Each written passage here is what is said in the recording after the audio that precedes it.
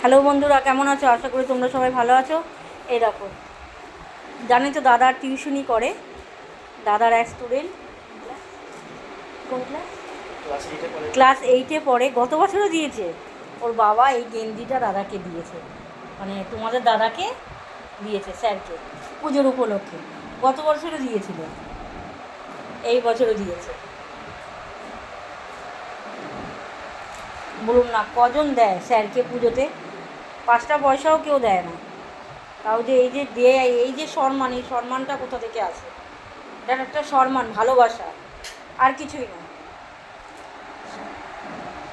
যে স্টুডেন্টদের সাথে স্টুডেন্টদের মা গার্জেনদের যে ভালোবাসা, এই ভালোবাসাটা এটাই। এই যে এই গেঞ্জিটা, এই যে দাদা বুকে দিয়ে দেখাচ্ছে, এই যে দেখুন গেঞ্জিটা। প্লিজ দেখবেন, ভালো লাগলে লাইক করবেন, সাবস্ক্রাইব করে দেবেন, শেয়ার করবেন।